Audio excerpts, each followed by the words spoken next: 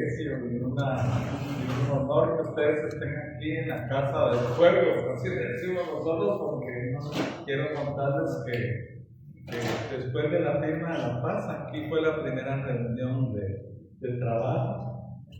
Otro elemento fue que cuando fue el golpe de Estado, donde dio su conferencia Ramiro de León Carpio, fue aquí precisamente, y de aquí eso dio lugar a que lo llamaran Congreso.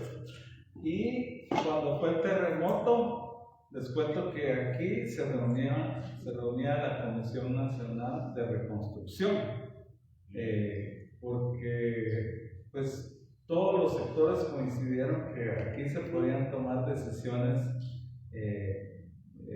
fundamentales, ¿verdad? para afrontar el tema del terremoto. Entonces la APG ha cobijado en toda su historia muchos de los movimientos y sobre todo pues reivindicaciones del pueblo. Entonces qué bueno que estemos entre amigos, como dicen los de Agencias Guayba.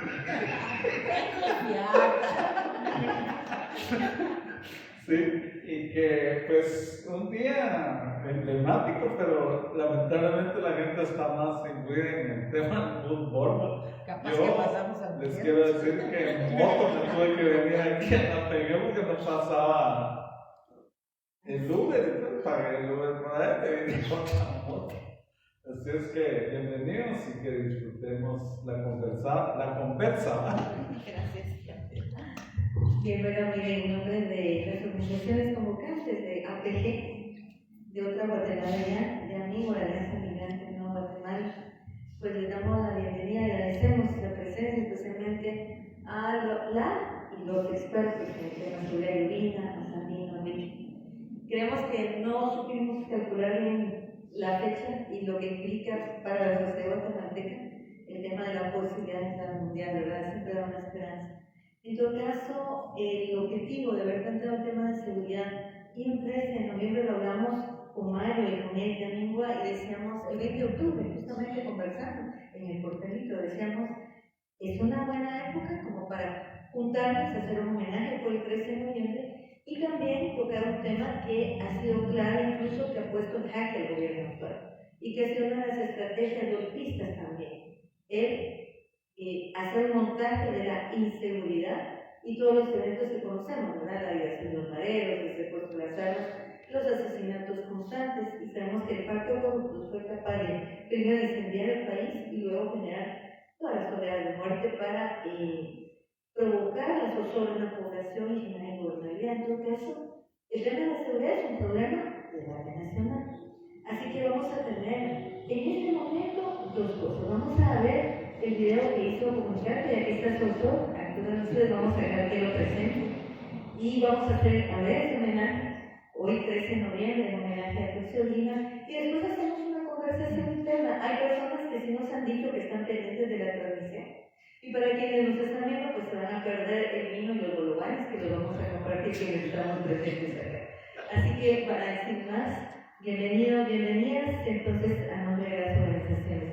Solo quiero decirles que hay un tema que nuestro querido compañero Máximo Bateo nos hizo llegar, y es que dice que en las comunidades están generando una cantidad de amenazas violentas, de secuestros, de supuestos mareros y de amenazas, de extorsiones, y montándose las famosas cuadrillas de seguridad ciudadana. Entonces, que ese es un tema que tal vez desde la ciudad no lo vemos.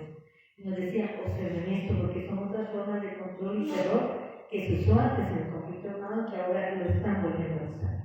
Entonces, para ponerlo en el contexto del debate. Entonces, sin más, invitaría a Arturo a que presente el documental, y luego apagamos la luz. Arturo, bienvenida, el autor del documental. Así que honor a quien honor merece. Y que viva la fiesta de los humanos del 13 de noviembre. Gracias, compañera. Buenas noches. Bueno, el documental es parte de la memoria histórica de lo que hemos trabajado desde hace 35 años en Comunicarte. Este documental lo iniciamos en principio para un homenaje que se hizo aquí hace años como RMG. Después hicimos algunos cambios, una entrevista que tenemos con un compañero que fue el piloto de Tuzo en Lima, que lo fuimos a entrevistar a México para un documental que hicimos sobre Otto René Castillo, pero ahí nos contó estas historias de la relación con el compañero revolucionario, ejemplo de lucha y de inicio de la guerra. Pues ahí está el documental para que lo disfruten. Gracias. Entonces vamos a parar ahí, entonces ahora Carlos, muchas gracias. Entonces vamos a colocar el documental.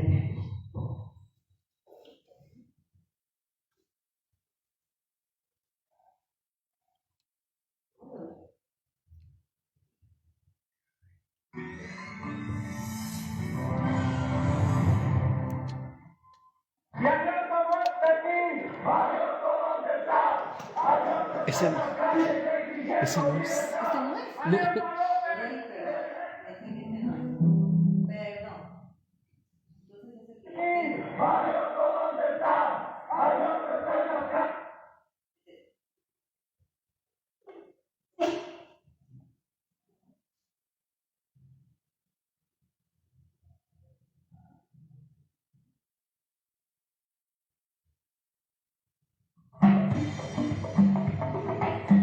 Si así lo dijo el abuelo, si así lo dijo mamá, rompe las cadenas. Vamos a luchar por nuestra linda Guatemala, que Guatemala no.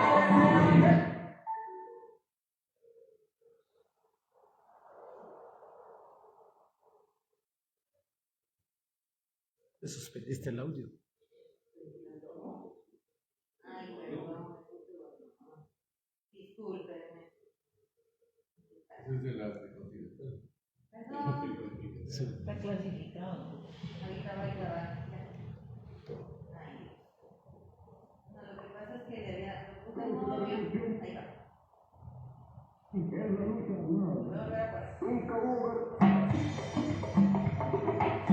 Si así lo dijo el abuelo, si así lo dijo mamá, rompe las cadenas.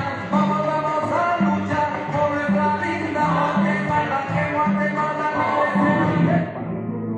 La lucha se presenta larga y difícil, pero estamos seguros de que se resolverá con la victoria definitiva del pueblo. La revolución guatemalteca que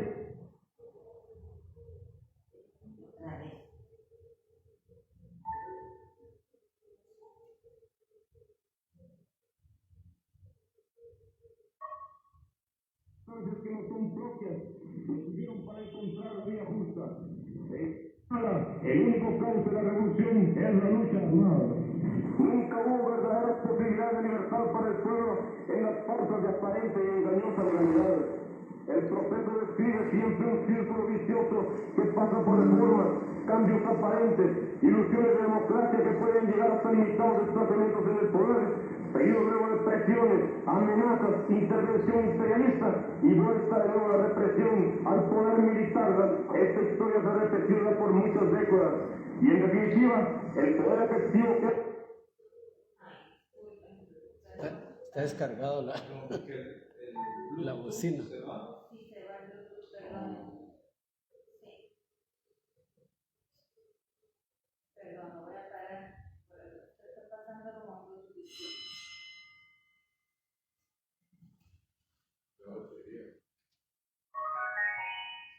Ahí está.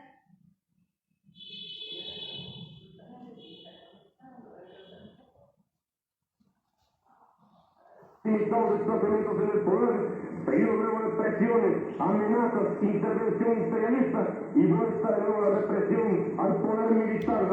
Esta historia se ha repetido por muchas décadas y en definitiva el poder efectivo queda siempre en las mismas manos. El imperialismo mantiene su dominio y el pueblo continúa oprimido, debatiéndose en la vía sin fin de la explotación más despiadada. Es el juego del neocolonialismo disfrazado de aparente y formal independencia. Pero todo esto hemos dicho basta ya.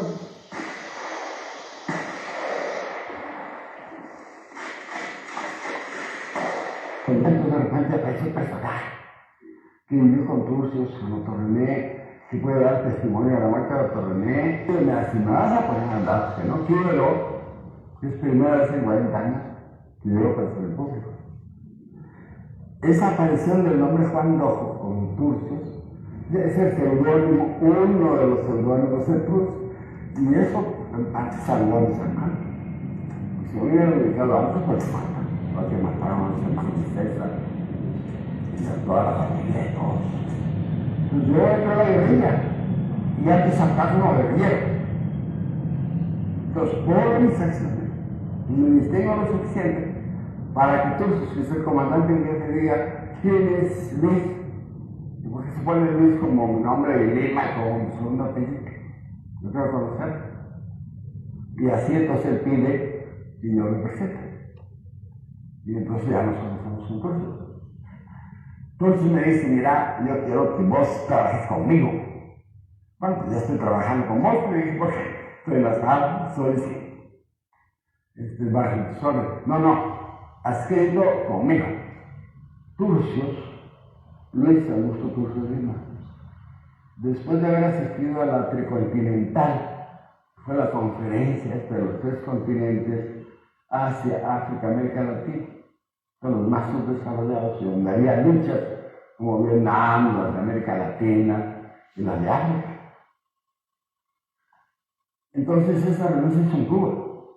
Fue una gran conclave de todos los líderes y luchadores sociales, armados o no, en esos 3 continentes. En papel, donde Turcios hizo un papel muy importante. Se distinguió como el líder más atractivo para los otros que llegaron. Esto va a la prensa. De hecho, Life en español, la revista Life, le dedicó un número a Turcios, con foto en la portada. De un hombre tan joven, de 25 años, ¿no? La imagen de Turcios, de un político joven, un chavo, que intuye y lo practica. Cosa que le criticaba el PGT y los compañeros de no jodas, ¿no? Pinche Carlucho, porque así le puso el coche de no jodas, no puedes estar buscando a tus compañeros militares, a ir a hablar con el puto Gabriel de Montenegro, te van a matar, todos son trampas. Y entonces decía, pues aunque me maten, hay que hablar con los cabrones. Entonces yo llegué a Turcios a donde quiera, con ricos judíos,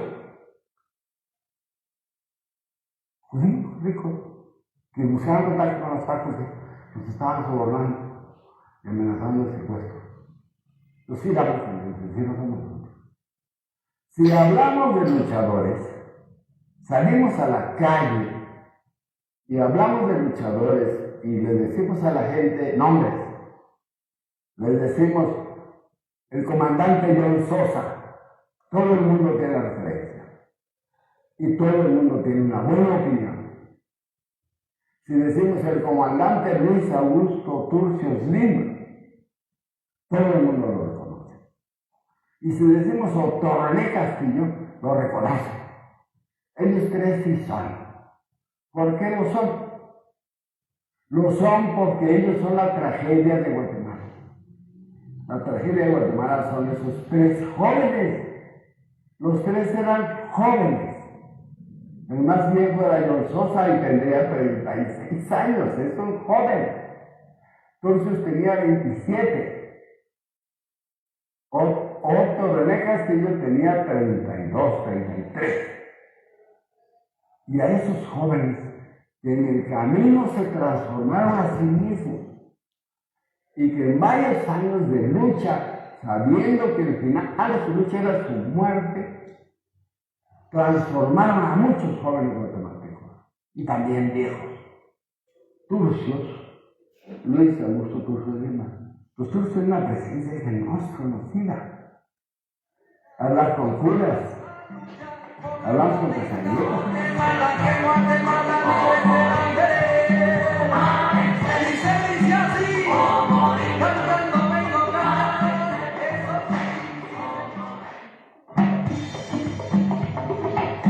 Si así lo dijo el abuelo, si así lo dijo, vamos a romper las cadenas, vamos, vamos.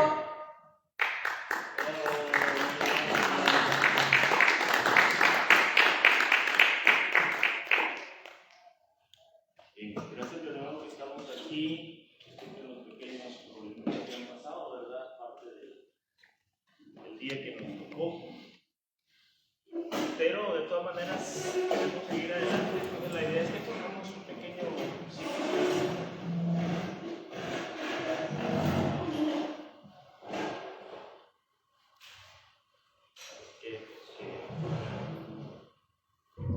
Un pequeño círculo, ¿verdad? Nomás para que estemos aquí en confianza.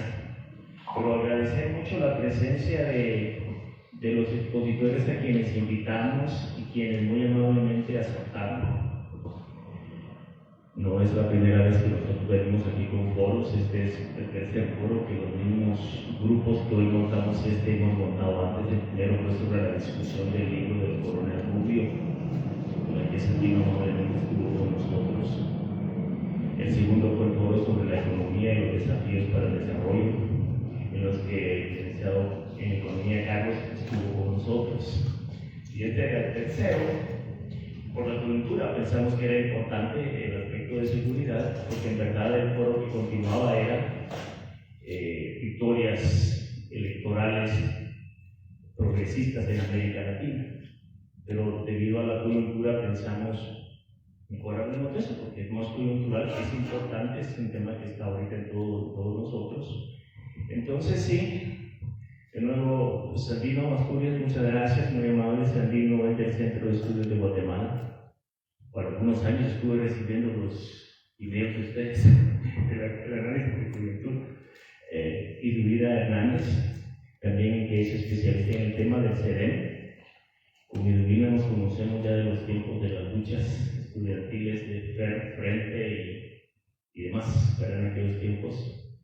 Y Enrique Álvarez, exdiputado y analista político también. Del FOS. ¿Perdón? Del FOS. Los tres.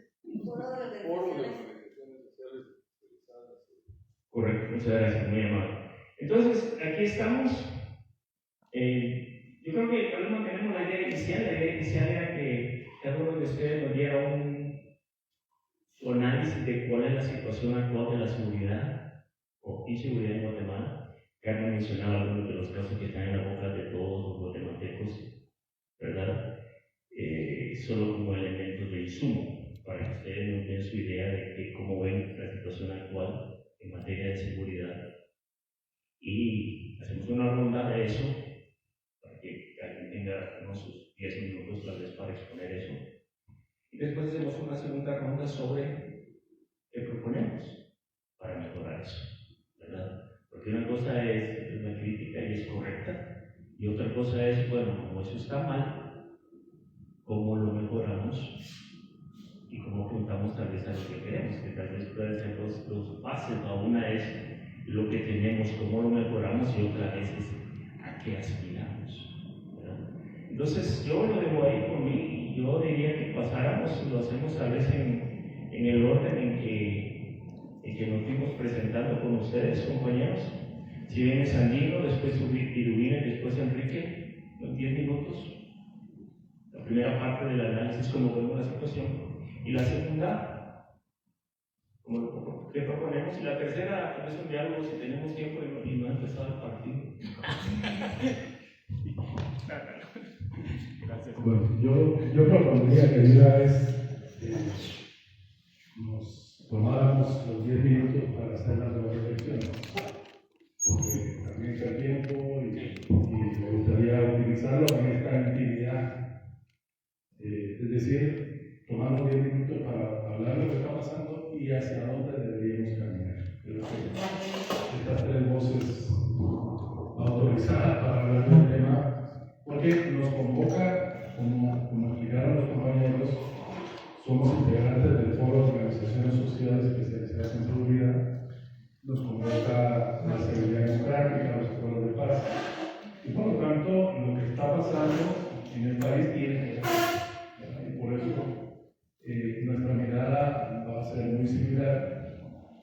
Tal vez habrá algunos acentos que cada uno según su especialidad lo plantee, pero básicamente partiendo de que este conversatorio nace a partir de una crisis de seguridad, una crisis política que me parece que está perfectamente calificada. Haber sacado ahora hay una sospecha que el Ministerio Público ayudó a sacar a esos privados de libertad. La pérdida de armas y la violencia. O sea, son tres elementos que, junto a la decisión del juez Orellana, era prácticamente dar un golpe de Estado. O sea, crear una crisis política, sacar a la cúpula de gobernación y decir que el presidente es ilegítimo y hay que echarlo. Y ellos creían que era suficiente tener esa crisis política para la destitución del presidente. O sea, si esto tenemos que verlo articulado y tenemos que verlo que Guatemala, la violencia siempre ha sido una herramienta política. Los peores tiempos de Colón contra, me acuerdo, pilotos de buses, generaron la construcción política de la mano dura. Y entonces aquí tenemos mucha política vinculada a la violencia y mucha utilización de la violencia en la política. Y esto es muy delicado. Es decir, lo que se juega hoy estuvimos con el viceministro de Gobernación y le explicábamos lo que se juega. Porque lo que se juega hoy es que el fracaso de la seguridad de este gobierno es la antesala al fascismo, al autoritarismo, y ya la prueba de la ley terrorista y maras y pandillas es un primer indicador de que vamos en ese rumbo, en el rumbo del autoritarismo, la militarización, la represión, el modelo que empieza contra las maras, pero después termina con las organizaciones sociales, campesinas, indígenas, y aquí ya nos mostraron los colmillos cuando a dirigentes indígenas los acusan de terrorismo. Pero ojo con eso, estamos equiparando delitos de terrorismo a las maras y pandillas con luchas sociales democráticas que lideran los pueblos indígenas. Entonces, no es muy grave lo que está pasando. Entonces, primero decir que estamos en una crisis de seguridad. El colapso del sistema penitenciario es histórico, 20 años de colapso del sistema penitenciario.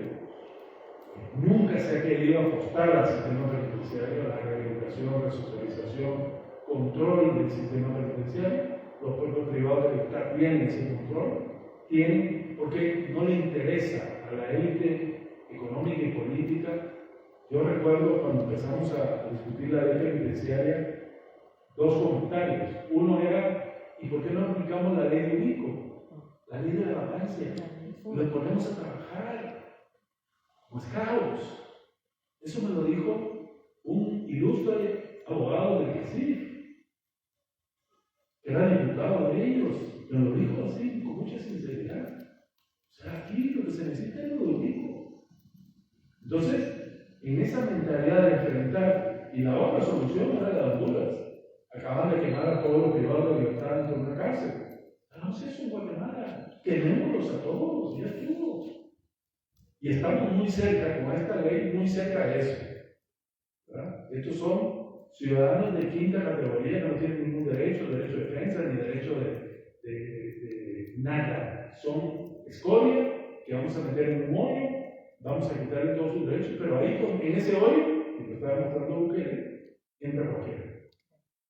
¿Verdad? Solo que escojo quién. Primero los maderos, después será 48 cantones, y después será el POS, y después será quien se les ocurra a ellos. Entonces, son puertas muy delicadas que se están abriendo ya en un momento de un gobierno que se dice derechos humanos y democráticos. Que además viene de POS, donde la seguridad democrática era el paladín que proponía.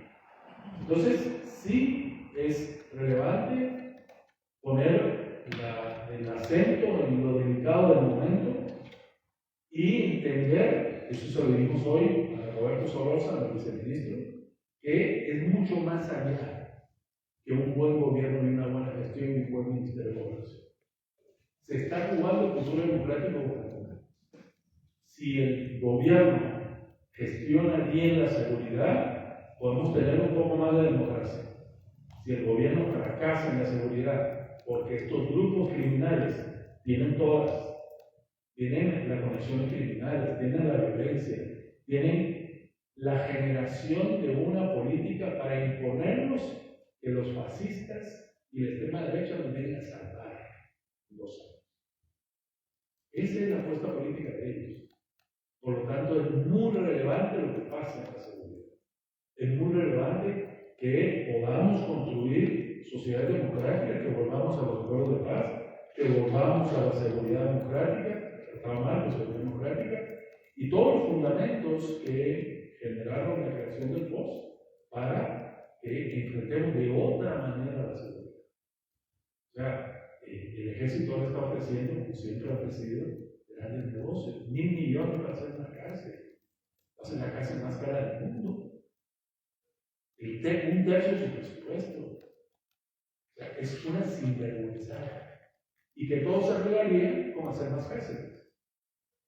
Pero nadie está pensando cómo arreglamos el sistema de justicia, cómo tomamos el control del sistema penitenciario, cómo cambiamos la realidad del país. Eso es lo que está en juego hoy. Por lo tanto, nos convoca el cambio de modelo, de paradigma, nos convoca evitar la militarización. Eso fue uno de los argumentos más importantes que dijimos hoy. No acepten la militarización. Porque cuando permites que las maras sean tratadas como terroristas, abres la puerta al ejército a que se meta a combatir las maras. Es muy peligroso. Estamos creando y retrocediendo y haciendo una ley regresiva, autoritaria, que puede sentar las bases del autoritarismo. Entonces, nos toca como sociedad hacer lo posible, primero por revertir esa ley de porquería. Ese sería un primer, aunque haya gente que la defiende, de sociedad civil. Hoy escuché a uno y he visto un artículo también o sea, que como los gringos, un Twitter de la embajada dice felicidades, ya con eso es suficiente para avalar una iniciativa de eso. Entonces, terminar diciendo, estamos viviendo una crisis en el sistema de seguridad, pero requerimos mucha democracia y mucha participación ciudadana para salir de este momento fortalecidos.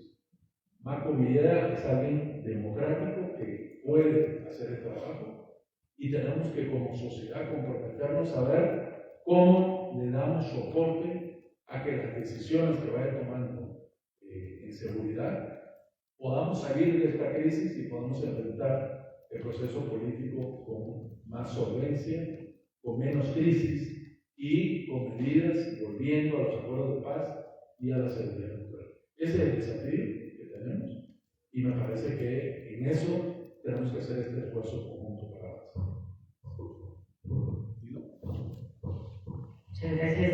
Creo que es un tema fundamental para debatir. Yo quiero empezar por que nos pongamos de acuerdo de qué hablamos cuando hablamos de seguridad.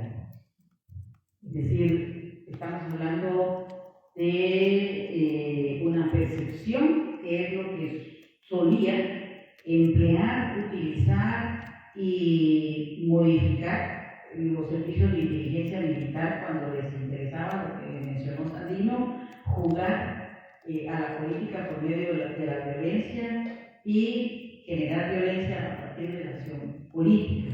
Entonces, ese evento que se vivió durante el gobierno de Álvaro Colón con el asesinato simultáneo, coordinado, de varios pilotos de transporte que derivó en la paralización del servicio de transporte y generó aquel desbandada social durante una mañana que ya se oía golpe de Estado o renuncia del gobierno por la tarde.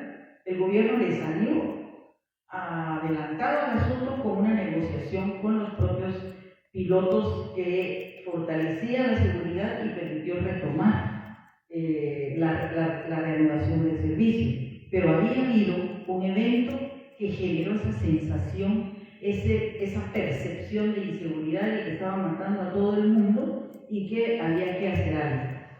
Entonces, seguridad no es el elemento percibido de estar o no estar seguro.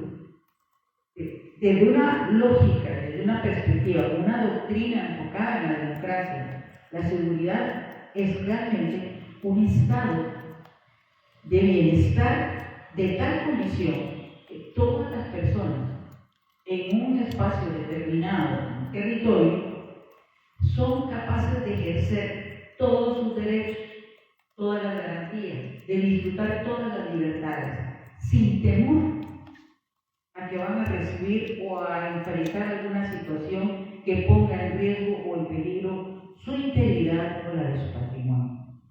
Entonces estamos hablando la seguridad con una doble dimensión, como derecho de las personas y como responsabilidad del Estado, y el Estado entendido en toda su dimensión. Esto implica a nivel estructural los tres poderes del Estado. Si nos atenemos a esta definición, ¿cuál es la situación actual de la seguridad en Guatemala? El derecho de libre asociación está seriamente amenazado. El derecho de la libertad de expresión y el derecho a informar y estar informada por parte de la sociedad está seriamente amenazado. Tenemos un periodista que acumula más de 1000 días en prisión ilegalmente. Tenemos autoridades indígenas que están criminalizadas sin haber sido presentadas ante un juez, porque no hay juez, ya van a cumplir, como dijiste, 7 meses de estar en prisión, por haber ejecutado una acción derivada de sus propias formas de organización ancestral. Y se está utilizando la ley de crimen organizado para criminalizar el ejercicio de esa responsabilidad y de ese derecho. Se les acusa de asociación ilícita porque de qué manera las autoridades de Totonicapán se coordinan con las autoridades de Chiquimula o con las autoridades de Sololá. Aquí viene otro elemento detrás de esto: la profunda raigambre racista del Estado guatemalteco, representada ahora en el accionar del Ministerio Público. En este caso, la persecución penal. Entonces, la seguridad, entendida como la posibilidad de ejercer todos los derechos, ya está amenazada. Y está amenazada por una parte fundamental del Estado, que tiene la obligación de garantizarle a la sociedad el disfrute de todos sus derechos. Es el sistema de justicia, el que se convierte en perpetrador y ejecutor de acciones de inseguridad al limitar el ejercicio de derechos. Y si lo llevamos a la práctica, a otro nivel, al sentido, bueno, la seguridad en el elemento de la protección del patrimonio, ¿qué porcentaje de denuncias por delitos contra el patrimonio, robo, hurto, asalto, ha desestimado el Ministerio Público? El colmo es que en un asesinato ejecutado el 1 de noviembre participó un vehículo robado en mayo de este año que había tenido denuncia de robo en el Ministerio Público, denuncia que el Ministerio Público había desestimado en esa práctica que tiene de archivar todos los casos y presumir entonces un alto porcentaje de resolución de casos por la vía irregular de la desestimación de casos para presentar un alto porcentaje de trabajo, cuando lo que tiene es una entidad cara, ineficiente y corrupta. Y son las entidades responsables, mediante el proceso de aplicación de la ley y de procura de justicia, de garantizar el elemento fundamental para apostarle a la seguridad desde la perspectiva de la certeza de que las personas puedan saber que su integridad física está garantizada y la integridad de su patrimonio también. Y ese sistema de justicia.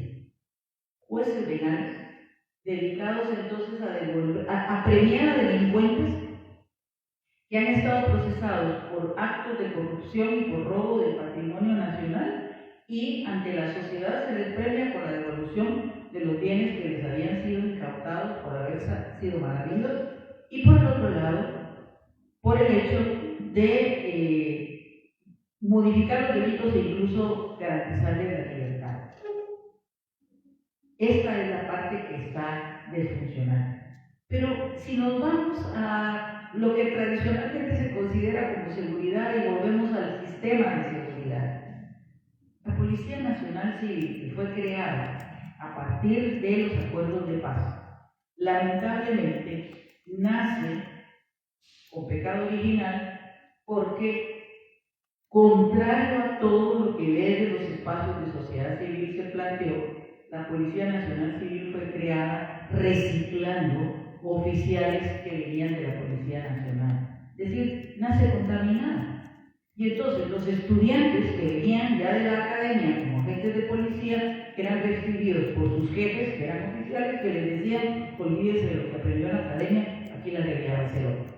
Entonces ya empieza a ser contaminada. Pero además se empieza a manejar la seguridad con este tipo de fenómenos que les mencionaba, de jugar con la sensación y con la percepción de seguridad, porque había otro actor que ahora se va a embolsar 1.000 millones de quetzales con la construcción de una cárcel, pero que vivía de la seguridad ciudadana, y es el ejército de Guatemala. La militarización de la seguridad no es solo declarar que haya militares, es la ganancia del ejército metido a actividades de seguridad ciudadana. Y entonces vivía y sigue viviendo de la infuncionalidad de la Policía Nacional Civil.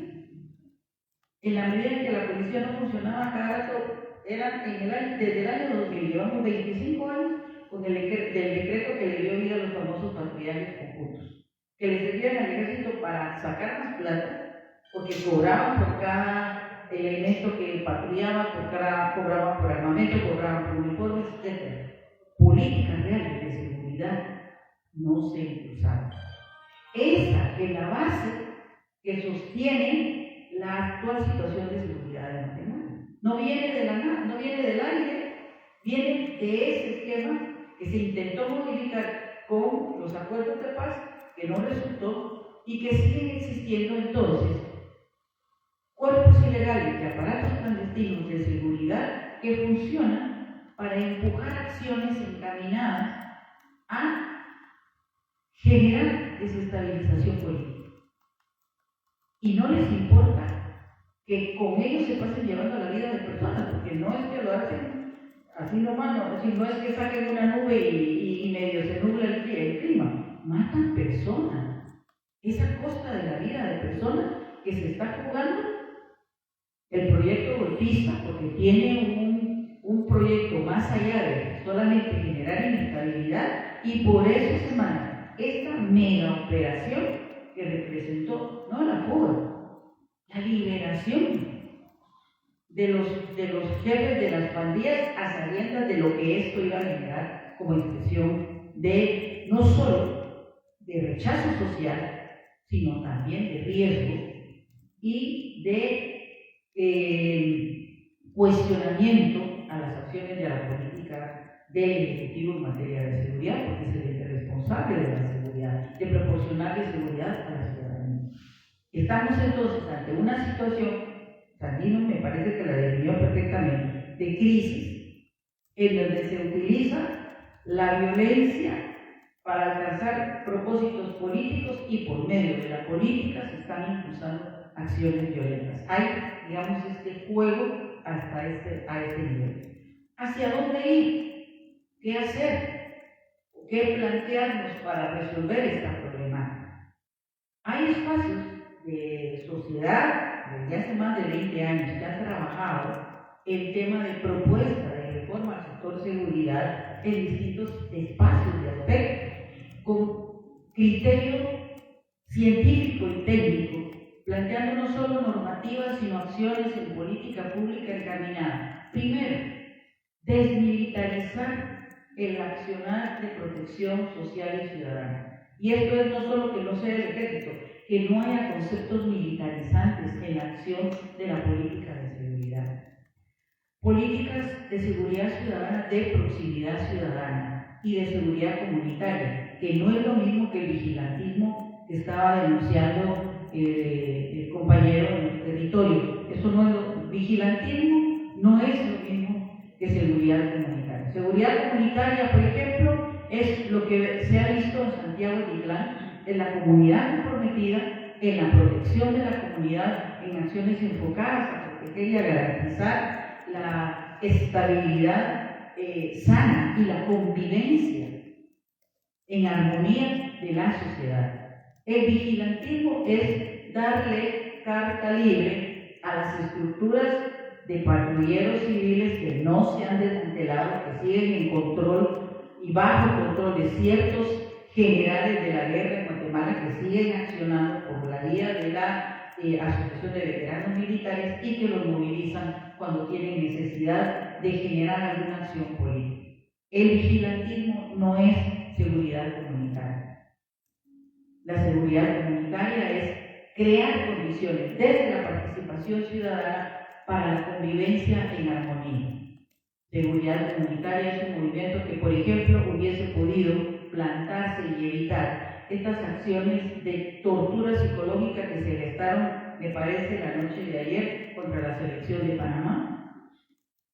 Me parece que acciones encaminadas a convivir socialmente y con alegría, la posibilidad de que haya un deporte sano, una participación sana, es posible. Pero es posible a partir de algo que todavía no vemos, y es la voluntad política de empujar desde esa óptica y no con leyes draconianas anti-ejercicio de derechos, como lo que representa esta ley que declara terroristas a las maras y pandillas en Guatemala.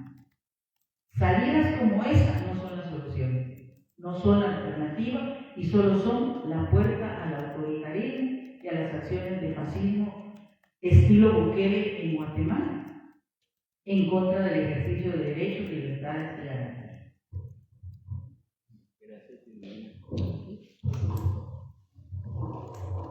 Gracias. Daniel, quiero iniciar hablando de los avances que logramos. Urbina esbozó algo sobre la investigación, el proceso de investigación-acción que hicimos durante los 4 años, esto en el 99 y en el 2002, que produjeron el libro sobre la seguridad democrática, y el siguiente proceso fue sobre seguridad ciudadana. La institucionalidad que empezamos a trabajar, y Urbina y yo estuvimos presentes en 2 procesos que a mí me parece que fueron trascendentales. Uno, la comisión preparatoria para la creación del Consejo Asesor de Seguridad. Este consejo, CAS, se abrevia, es un compromiso del acuerdo de los acuerdos de paz. Y lo que mandata es la creación de un consejo de personas, ciudadanos y ciudadanas, que asesoren a las máximas autoridades, al presidente de la República y al Consejo de Ministros, en la elaboración de políticas públicas.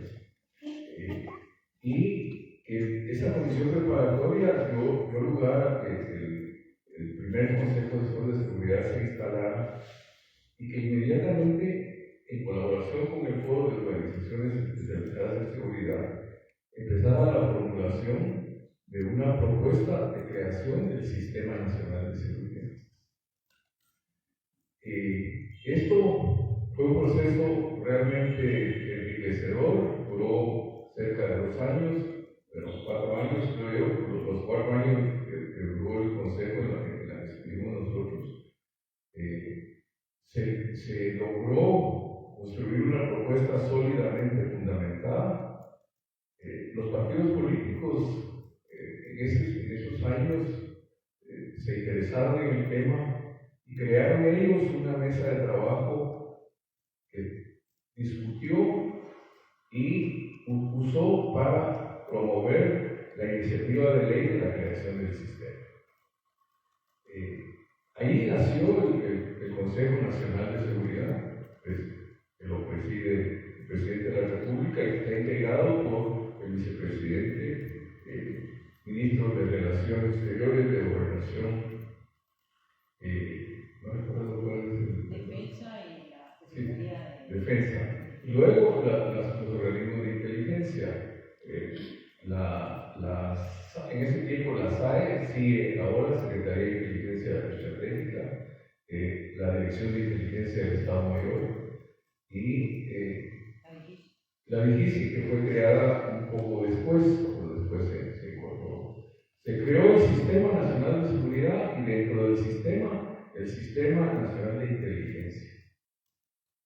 Esto, la ley fue emitida en el 2008, el decreto 18 de 2008, y permitió una transformación que fue un respiro en términos de la implementación de políticas de seguridad fuera de la lógica de la doctrina de seguridad nacional y con una participación importante de las organizaciones de sociedad civil. Todo esto, y a mí me parece que esto tiene una trascendencia importante respecto al momento que vivimos, tuvo un proceso de deterioro paulatino, pero sostenido. Con el gobierno de Otto Pérez Molina, ingresaron al Sistema Nacional de Seguridad en puestos de altísima importancia 2 oficiales de inteligencia. Uno en la Secretaría Técnica del Consejo Nacional de Seguridad y el otro como ministro de Gobernación. Y las distorsiones se fueron profundizando con el gobierno de Morales, inicialmente con un buen ministro, Rivas. El ministro Rivas fue adecuado, pero con un deterioro importantísimo a su salida y al extremo de utilizar los organismos de inteligencia como la DIGISI para construir una evidencia que permitiera declarar no grato al comisionado Iván Velázquez de la CICIG. Y después expulsar a la propia CICIG. En el gobierno de Yamatei, a mí me parece que la cosa fue terriblemente peor. En esos años yo entré al Congreso de la República y, como es natural, solicité mi ingreso a la Comisión de Asuntos de Seguridad Nacional y coincidió que una persona que fue el presidente me dijo: mira, a mí me asignaron la comisión, pero yo no tengo ni idea. Entonces yo dije: no importa, tomala, yo te ayudo. Finalmente ejercí el cargo de vicepresidente de la comisión. Y una de las primeras sorpresas que yo recibí es que el presidente me dijo: recibí una propuesta de la Secretaría de Inteligencia Estratégica. ¿Y qué consiste? Fíjate vos que están proponiendo que algunas de las funciones que son responsabilidad de la CIE se trasladen a la Dirección de Inteligencia del Estado Mayor de la Defensa. Yo dije: mira, ¿estás hablando en serio? Sí, le digo. ¿Qué hacemos? Porque le pregunté: ¿de dónde viene la propuesta? De la CIE. O sea, la Secretaría de Inteligencia Estratégica del Estado estaba proponiendo que le quitaran responsabilidades que pasara a manos de los militares. Entonces yo le dije: lo que yo pienso es que hagamos una mesa técnica y convoquemos a toda la institucionalidad, que es bastante, y veamos ahí cuál es el fundamento técnico de las propuestas. Bueno, cuando se convocó, que fue la única vez que llegó el secretario a la inauguración de la mesa, no hubo ni la más mínima capacidad de explicar y medio defender la iniciativa. Para no hacer el cuento largo, la decisión que yo tomé fue hacerles un curso sobre seguridad democrática abreviado y pedí que los compañeros y compañeras del FOS se incorporaran a la mesa técnica para tener una discusión decente sobre bases técnicas, porque la única persona, si había uno, la única persona que tenía idea sobre la ley del Sistema Nacional de Seguridad era el viceministro Rivas. Sí. Ahí, el deterioro ha sido sostenido. Yo no conozco quienes forman parte del Sistema Nacional de Seguridad, pero lo que sí quiero decir es que esta crisis que empezó a configurar Irubina tiene unas proporciones realmente enormes. Es un golpe de Estado montado, no en contra del derecho de organización, sino en contra del gobierno en su totalidad. A mí me preocupa, bueno, anecdóticamente dicen en el ambiente que los servicios de inteligencia son conocidos por sus fracasos. Normalmente no debieran ser conocidos. Es verdaderamente impactante que ninguno de los servicios de inteligencia haya alertado sobre esto, que fue una operación de grandes dimensiones, no fue una cosa pequeña. Y el tema de prisiones fue solamente el recurso que utilizaron para generar ese nivel de escándalo que se produjo en el país. El control de daño que el presidente hace con el nombramiento de estas 3 personas, que es bueno en términos de su honorabilidad, que no tienen, son personas que no generan rechazo, es bueno, pero es absolutamente insuficiente. A mí me parece que en este sentido hay que ver este momento político tan grave como una oportunidad para hacer cambios trascendentes. Es decir, el Sistema Nacional de Seguridad es evidente que no está funcionando. Yo recupero una propuesta del Consejo Asesor de Seguridad que no fue tomada en cuenta por los partidos. Nosotros en esa oportunidad propusimos que hubiera una transformación del Ministerio de Gobernación, o a cual preferíamos se fundara el Ministerio de Seguridad. El Ministerio de Gobernación actual tiene una estructura y una enorme cantidad de funciones que son casi tipo coloniales, es como un Ministerio de Gobernación de hace siglos.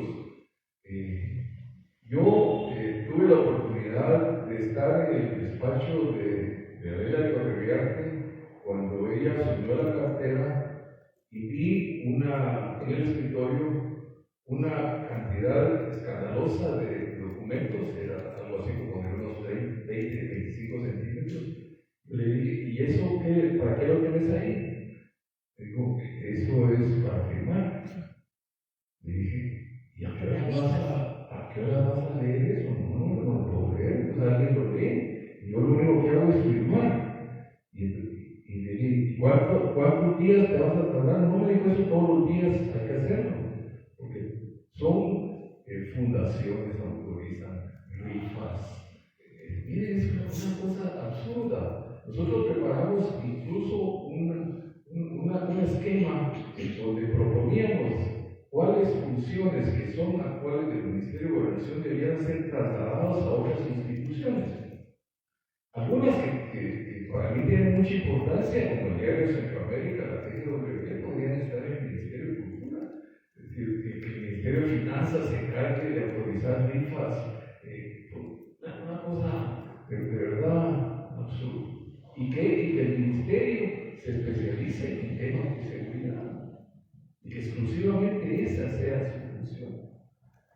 Pero sin duda, avanzar en resolver una crisis de estas dimensiones requiere un esfuerzo muy grande y requiere un nivel de apertura también grande de las autoridades para nutrirse de las experiencias pasadas, de los conocimientos que se construyeron y tener la posibilidad de atender la problemática y estos retos que señalaba Sandino de una forma que permita transitar de forma más o menos estable hacia el proceso de consolidación de un gobierno que no caiga en manos del crimen organizado como pareciera que es posible.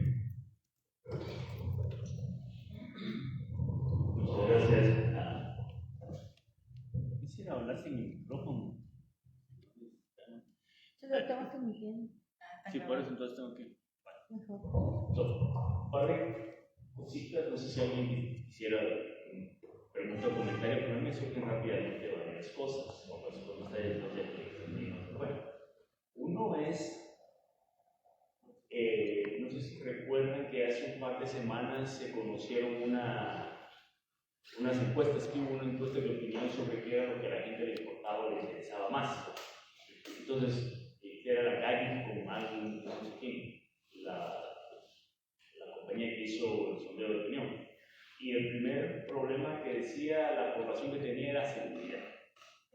El segundo era, creo, la economía, la canasta, y el tercero era la corrupción.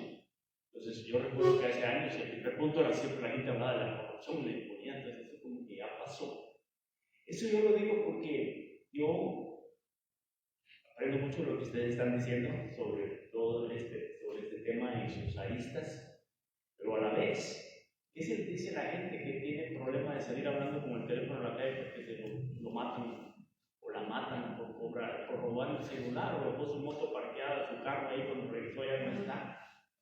O le secuestran a alguien y le dicen que le tienen que dar 50,000 quetzales y mañana si no lo matan. O cosas así que yo entiendo ese panorama, digamos, súper estructural y de carácter más estratégico.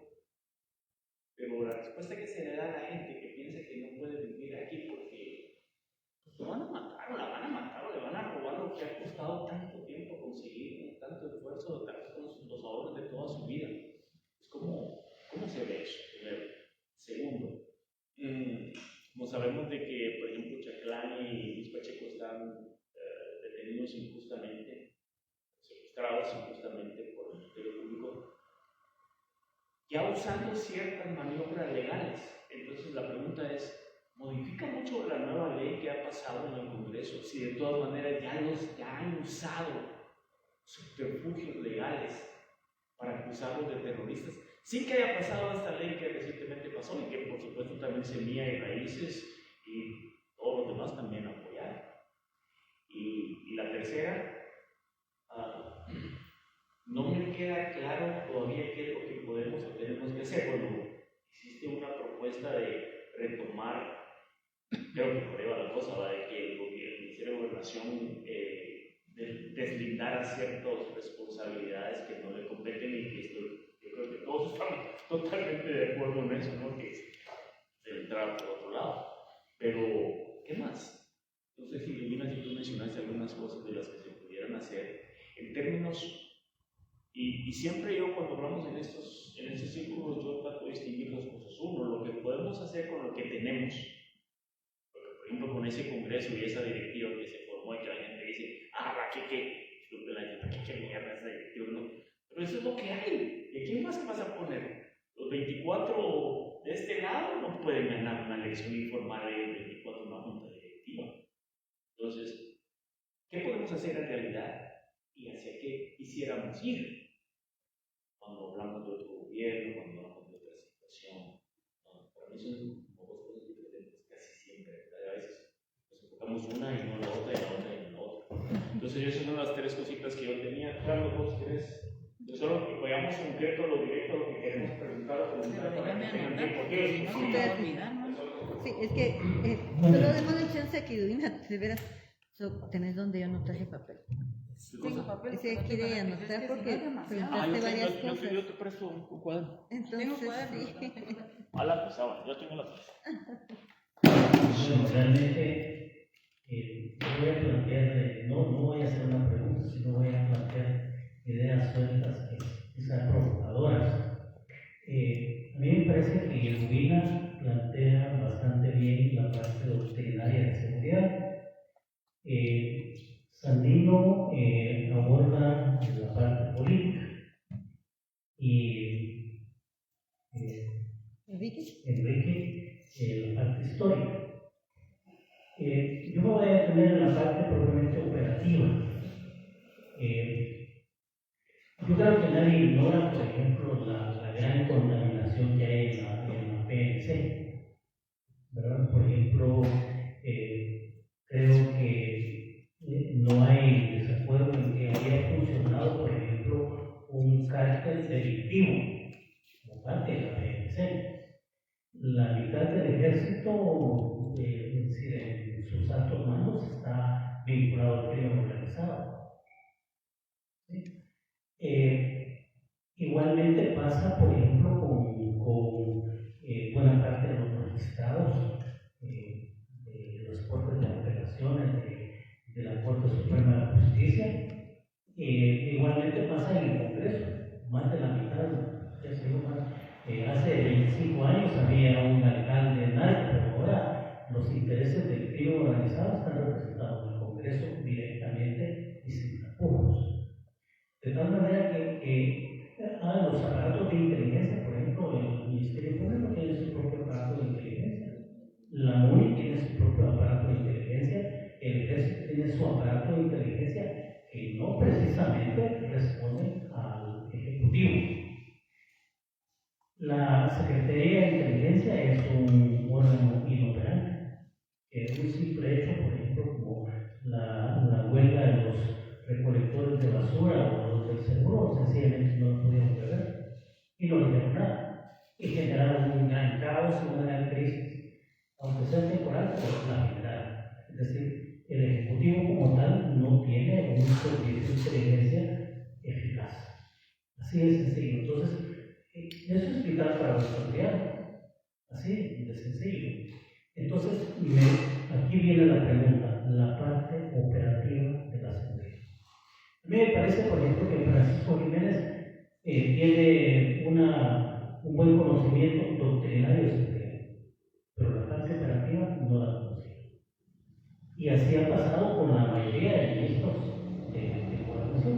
La parte operativa, propiamente, donde se gana terreno, donde la delincuencia gana terreno, pues no se domina, ¿verdad? En ese panorama complejo, donde la mayor parte del Estado está tomado por la delincuencia, no común, sino organizada.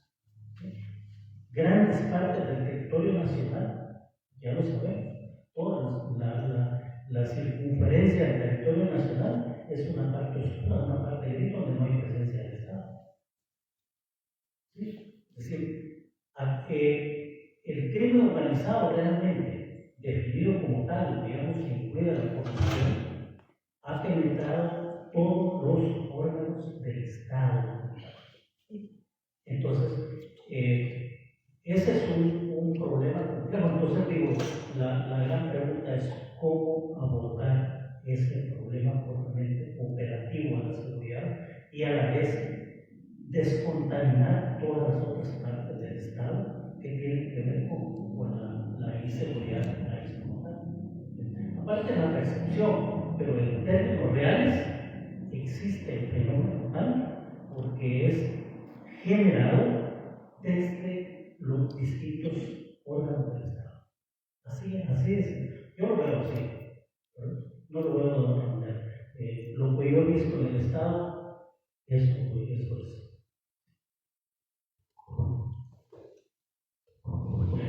Antes de dar la palabra, solo quiero mencionar que allí no y ahí no Borobanes o cualquier persona, mientras estuvimos conversando aquí porque tienen hambre o tienen poco sed o cualquier cosa, pues ahí están.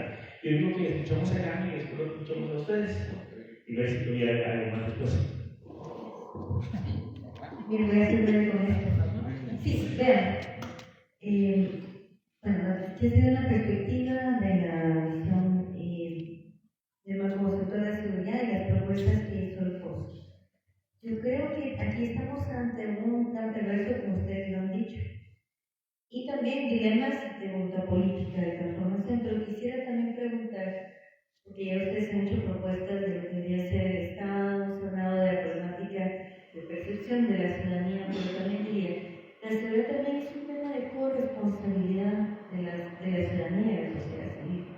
Entonces quisiera preguntar tocar también. Ya tenemos más o menos una idea de lo que debería ser el Estado, el gobierno. Además sabemos que el sistema de justicia está agotado justamente por el crimen organizado y por el pacto de corruptos. Entonces ahí no hay más que recuperar el sistema de justicia, y ese es el debate para las elecciones de segundo grado del año entrante.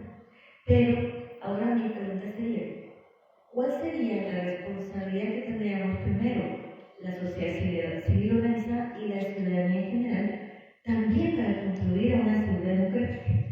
Porque generalmente se le dedica esta situación, esta responsabilidad del Estado, pero es una corresponsabilidad. Gracias. Entonces ahora respondan ustedes. Bueno, otra ponencia. Sí. Vean, mencionaste que efectivamente, tal vez un poco nos vamos por las ramas hablando del tema de seguridad, de la superestructura, etc. Pero el asunto es que una problemática estructural, una problemática que atraviesa totalmente la estructura y la superestructura de los estados, no puede ser resuelta con acciones coyunturales.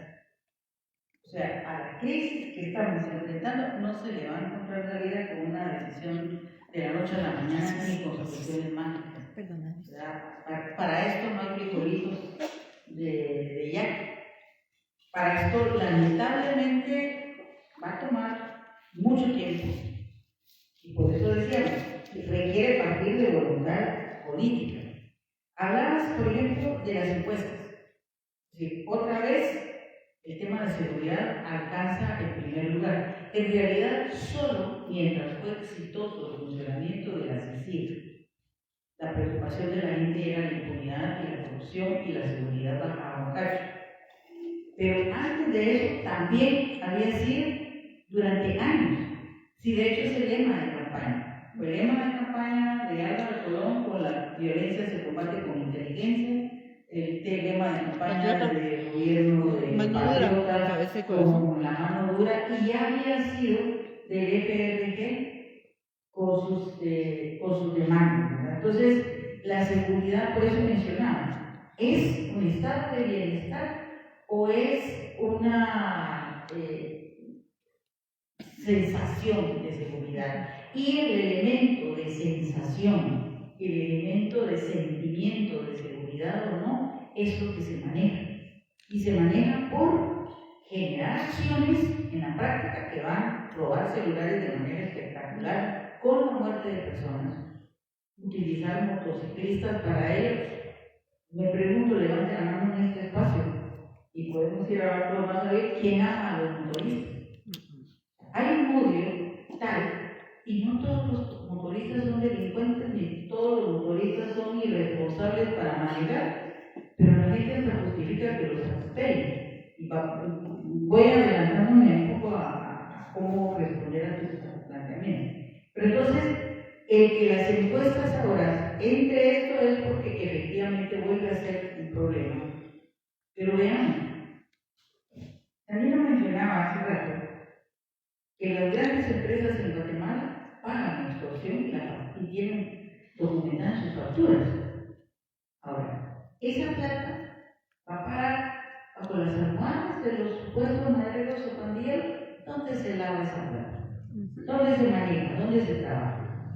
En este país, banco que se respeta tiene su propia lavandería. O sea, hay un enorme lavado de activos, no solo de la corrupción, empezando por el lavado de activos del crimen, en general, y del crimen organizado. Hay gente que están persiguiendo ahora porque prestó su cuenta para que le depositaran. O sea, la plata de la extorsión va a los bancos, y los bancos viven de eso. Las empresas de telefonía celular se benefician de celulares. Acá, o sea, ¿a dónde va la plata? Y luego, si ustedes se recuerdan, hace algunos añitos, fue capturado el tesorero de una mara. Era un coronel en activo del ejército de Guatemala. No era un patojo de 15 años de un barrio marginal en Guatemala. Era un tipo que tenía un puesto en el ejército.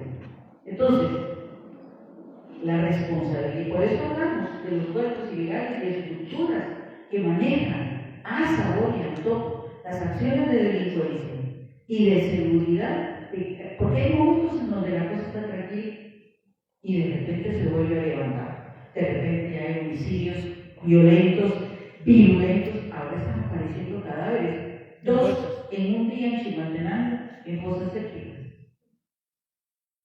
¿Y es por qué? Porque se necesita encontrar mecanismos de impacto que angustien a la gente y vuelvan a generar.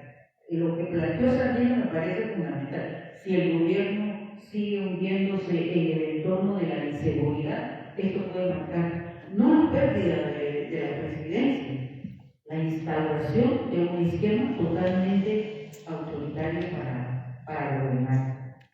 Estaba el otro elemento del uso de subterfugios legales y que entonces la ley de pandillas, ¿qué sentido tiene?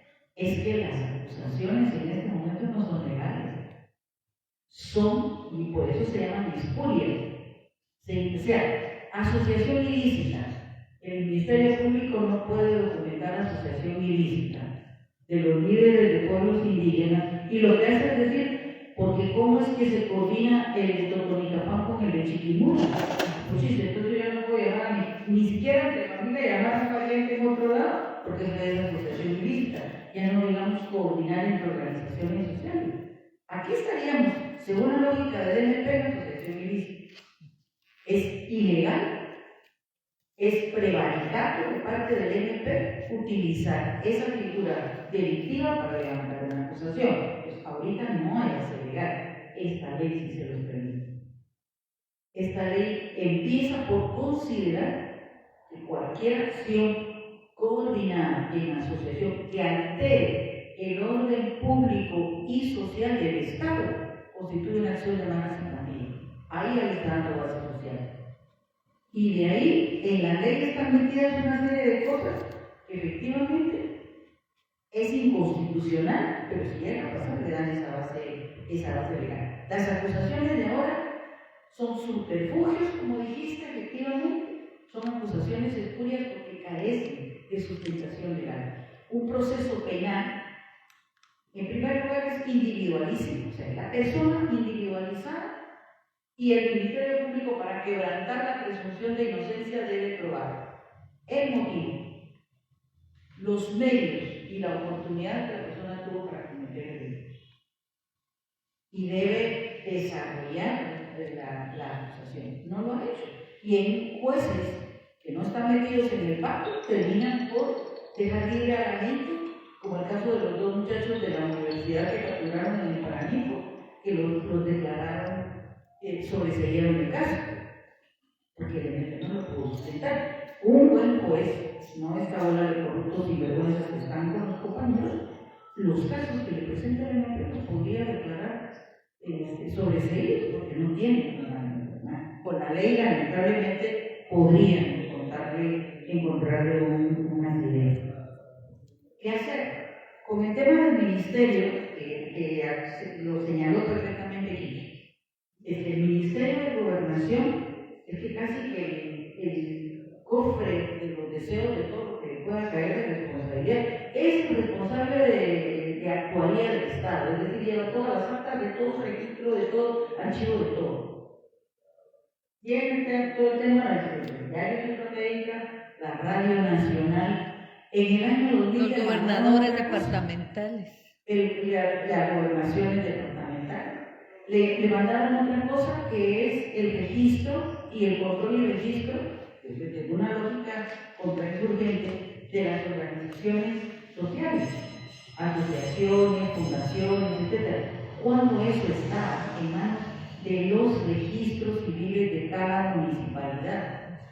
O sea, el control de acciones que estaban en 330 y tantos espacios repartidos, ahora vienen a estar en manos de una sola institución que es el MINI. Ni siquiera las gobernaciones, es el Ministerio de Gobernación con el PP al que le cae todo ese procesamiento de control de toda la organización social en Guatemala, con una lógica contrainsurgente. Yo citaría aquí al querido Héctor Rosada, que hablaba de la necesidad de descontrainsurgentizar el Estado de Guatemala para poder plantearse políticas reales de seguridad y de desarrollo.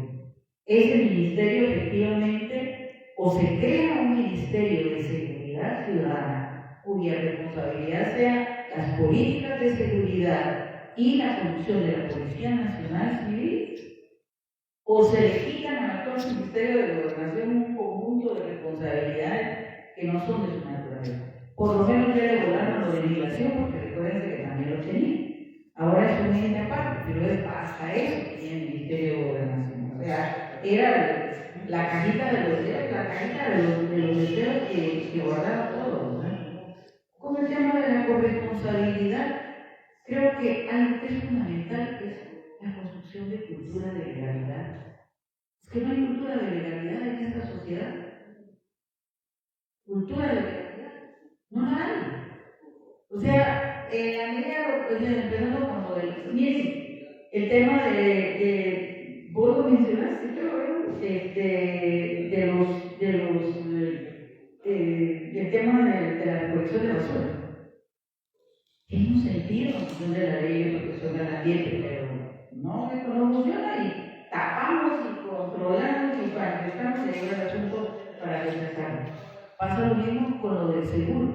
Yo junto con un diputado que me da apoyo en transporte, porque no sé por qué voy a pagar transporte. Se atropella una mente. Va a pagar usted, tiene usted un poco pagar toda la recuperación. Para eso es el seguro, y el seguro cumple esa función. Será necesario, pero ¿cómo se va? Sí, claro, afecta el bolsillo, afecta económicamente, etcétera. No fue una buena manera de plantearlo, etcétera. Pero de todos modos no tenemos una aproximación a entender la parte de legalidad. Y el otro fenómeno, y espero no atropellar a nadie aquí presente con esto, es el rol que ha jugado el fundamentalismo pentecostal en Guatemala, con las iglesias neopentecostales, y la construcción de esa teología del individualismo, de la teología de la prosperidad. Si yo estoy bien, me va a llamar a sus alrededores. Hasta amigos se puede poder, es un pinche problema, yo necesito estar bien y yo estoy bien. Yo me estoy comiendo un pan, a quien me está mirando que me lo coma, su problema, Dios quiere que yo me lo coma a mí. Una filósofa lo definió tan bien, la ideología esta que ella habló del sionismo cristiano. Sionismo, y es un sionismo porque encima están bien sacando la batería por todos lados, ¿no? Entonces el sionismo cristiano que trae estas consecuencias.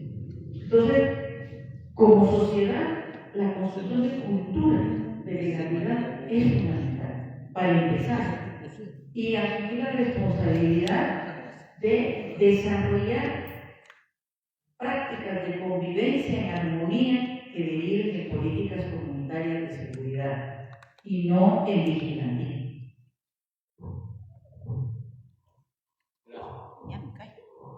Yo quiero darle continuidad al tema de la legalidad que mencionaba Ilumina. Yo pienso que nosotros como sociedad tenemos gravísimas distorsiones, por supuesto que son producto del proceso histórico,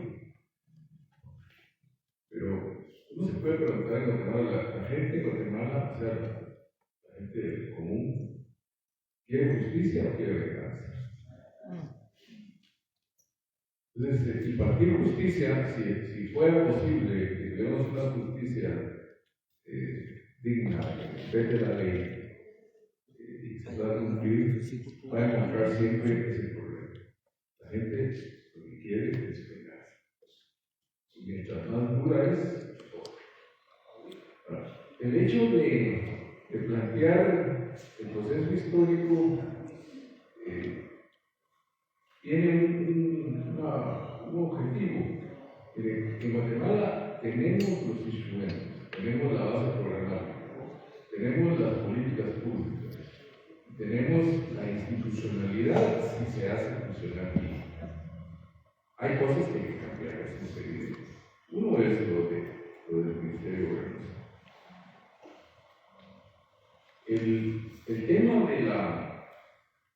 de la justicia y de la problemática de violencia en Guatemala se logró reducir sustancialmente las muertes violentas por cada 100.000 habitantes. Andábamos en los años, hace 20 años, andábamos en 40 y algo, y llegamos a tener 17, 13, y se hizo, tal vez 13 no, pero 14 por ahí. Y eso se hizo con un nivel de implementación que no fue al 100% de la institucionalidad que se logró promover y que está contenida en la ley marco del Sistema Nacional de Seguridad. Un elemento central para garantizar procesos de seguridad ciudadana es que las autoridades no pueden estar lejos de la población. Las autoridades tienen que estar cerca de la población. Y el ejercicio de la seguridad implica, primero, escuchar, y segundo, tener la capacidad de involucrar a la población, no en acciones policiales, sino en la comprensión de la problemática y en el abordaje consensuado de medidas que tengan la posibilidad de minimizar el tema de la seguridad. El modelo es el modelo epidemiológico de la Comisión Panamericana de la Salud. Es preventivo. Es decir, si un gobierno, cualquiera que sea, tiene que reaccionar permanentemente con medidas de ese tipo, nunca va a tener la capacidad. Pero si tiene la capacidad de escuchar la problemática de las comunidades, que la gente quien mejor los conoce, no hay nadie más, y sobre esa base de desarrollar acciones de carácter preventivo, el tema de las maras, por ejemplo. El tema de las maras es una problemática que ha escalado espantosa.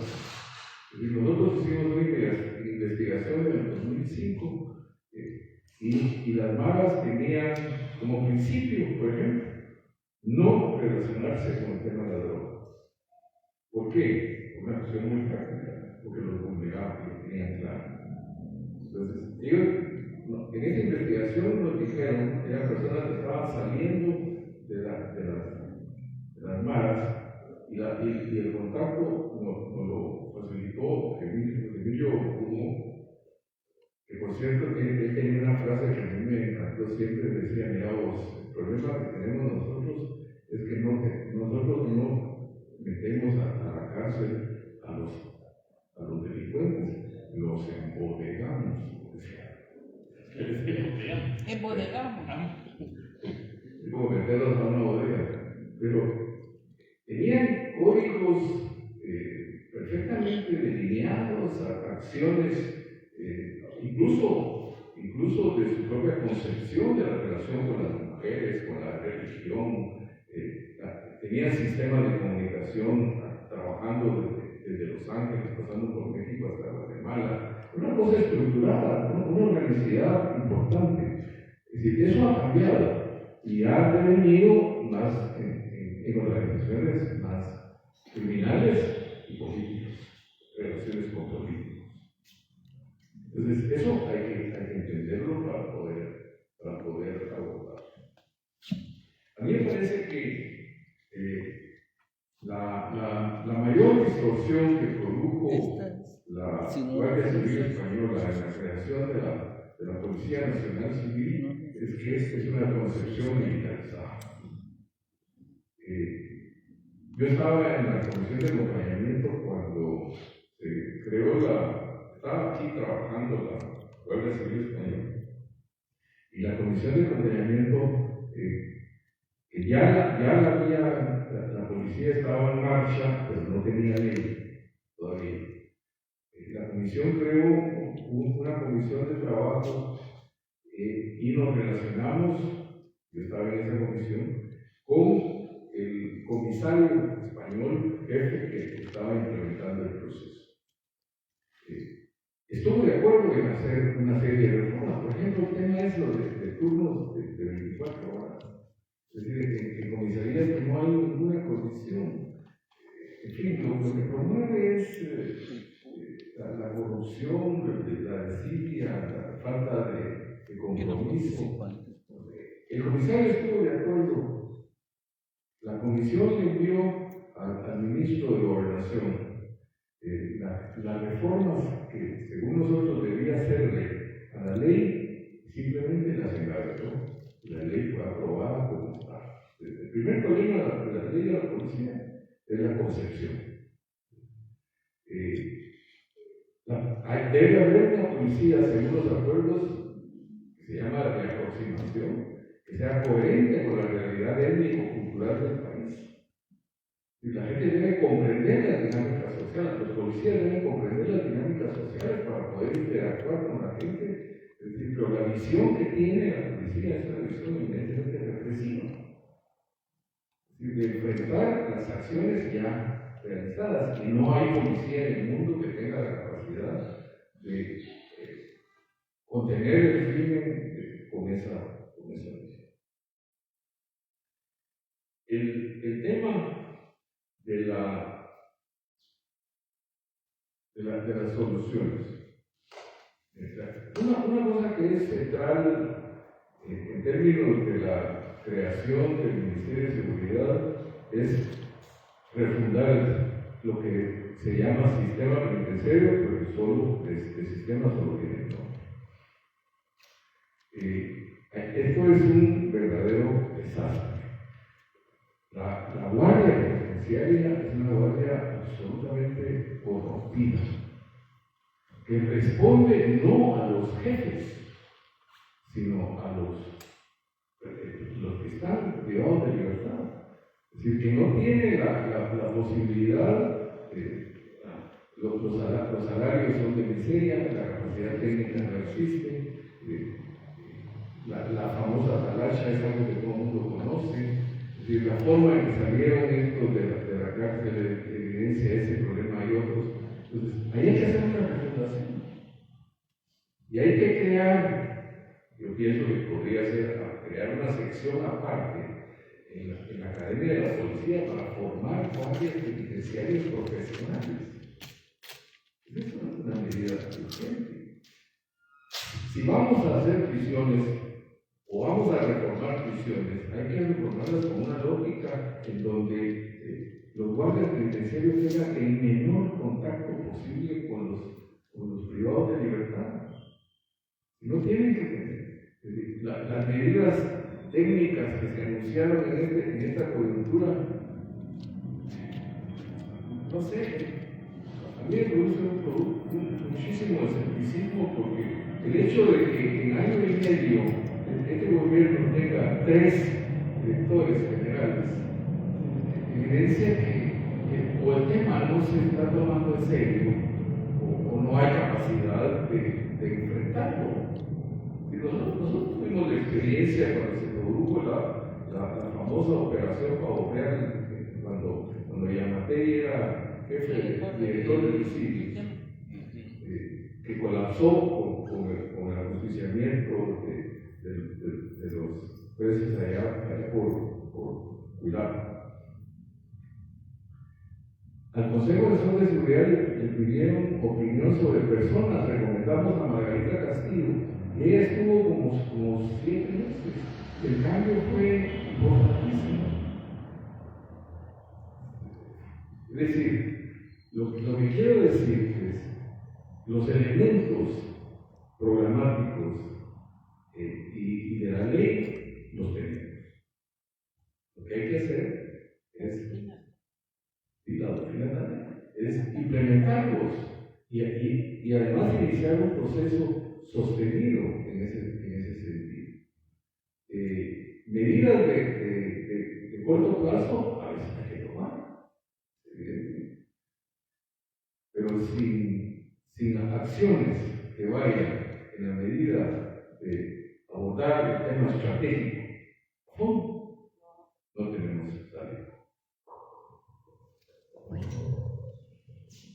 Yo creo que lo dejo aquí y pues todavía creo que hay más borbones y hay más vino para relajarnos un pechito y para llevar.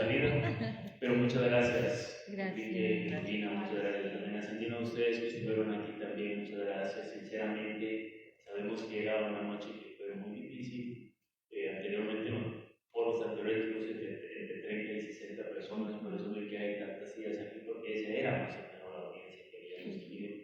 Y otra cosa que quiero decir es que este tema sí da para más. Yo, por ejemplo, por supuesto que no soy un especialista ni mucho menos, pero da mucho para que seguir discutiendo, ¿verdad? Pero muchas gracias, te agradezco mucho, que pasen buenas noches y seguimos por ahí cuando podamos, ¿verdad? Muchas gracias, muy amables a todos.